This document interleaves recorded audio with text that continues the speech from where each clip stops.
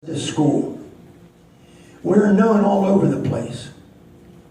You cannot go any place and say Brook, and they can't identify something very complimentary about us. And it's a great feeling. When Bill introduced me today down at that meal, or down at the meal that we were at, on our way out, I was with my wife. I can't tell you how many people come up and said something to me. Hi, Coach. Congratulations on what you guys do up there. And see, he wasn't talking to me. They were talking to we. Because that's who did it. All of us. To be successful, you got to have a team. And God blessed us with a team. I was fortunate to have great coaches.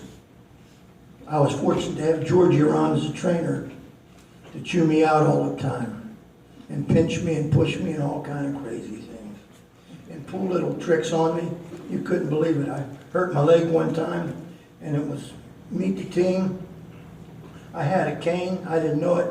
They were all standing behind me with canes when they introduced the coaches, and they all put their canes out and everybody got a big charge out of it. I'm going to talk about Tommy Mazzone. I don't think he'll ever be labeled as being a quiet and laid-back type of person. From his family and friends, he is kind of a talkative and forward type of a person. Once when he was kicking for WVU, and they were playing the University of Miami, Tommy kicked a successful field goal. Well, Warren Sapp was an All-American lineman, and some of you that follow sports know that Warren Sapp was in the pros. And he's as big as a house. So Warren Sapp hollered something at Tommy, and Tommy barked right back at him. And the story was related to me by his brother, and he says, you know why? Tommy had all those big guys standing behind him. He probably wouldn't have said it if Warren was, if those fellows weren't there. But I beg to differ. But I think Tommy would have took off running after he said it. Because Tommy was he was one that was really fun to be around. And when somebody was talking, he was always talking to somebody. And you look at him and he'd smile. He'd give you a little smile. And you knew it was no good. Well, it's funny. Tommy was the baby of the family also, like Paul, and somewhat spoiled. And when I was reading these things, I thought we were developing a real trend on these kids. Thank God I had Chucky. On an occasion at Halloween, when Mrs. Mazzone had all these Snicker bars in a little bowl stacked so they could give them to the trick-or-treaters, little Tommy picked up one and wailed one at Sammy and hit him. So Sammy chased Tommy across the street. Tommy came back crying. Sammy got a beating. You don't mess with the baby. You just don't mess with those babies. I thought they were funny when they were telling me these things, you know that? All right. We'd heard Tommy before he came to us, but we figured we'd just deal with it when he got there. We didn't know some things about him, but we found out that at dances and social events, Tom used to like to dance in front of everybody. He'd take his shirt off and get up and dance in front of everybody. And I'm thinking, that's my kicker, that little guy we dress up in a blazer on Friday. And Tommy has a passion for the Dallas Cowboys. Me too. His favorite team is the Dallas Cowboys, and my favorite team is the Green Bay Packers and whoever's playing the Dallas Cowboys. But there was something I did know. He didn't like to fail at what he did, and he wanted to contribute in any way.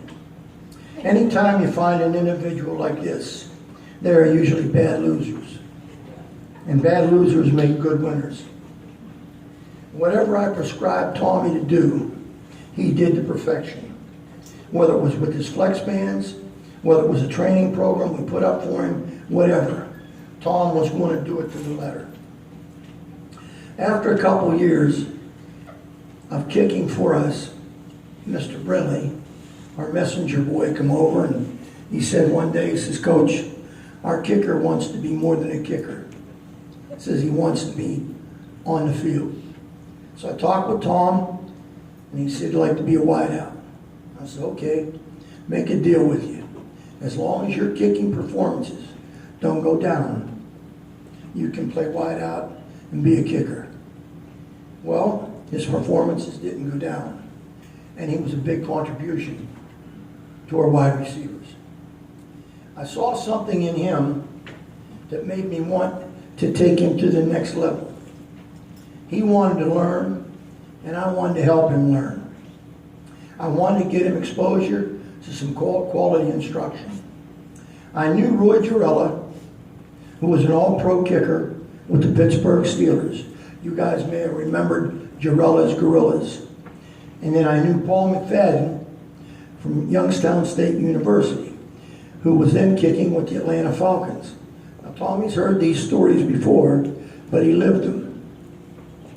And each time I tell him, I get more excited about him, because he was kicking with the guy that had just won a Super Bowl. And with both kickers, we learned something from them. And the thing about it, what they taught him, they were teaching me. And I was just like a sponge when those guys were talking. Both Paul and Roy told me what a good student of the game Tommy was. And the thing that impressed me about Tom, you know, here he is with two quality people. I'd have been awestruck. Tommy, it was like they'd been friends for years. Whatever they told him to do, he did. They exchanged words, they conversed, and everything was good. Tommy had some great days and went on to the next level. He went down to East Carolina, then came back to WVU, where he was their short-range football kicker. Hey son, that's a beautiful uniform, you know that?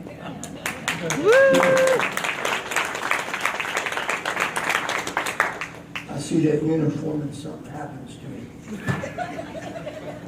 I now present you, not Mr. Complainer, but Mr. Always Striving to Improve, because that's what he did. My friend Tom Zone.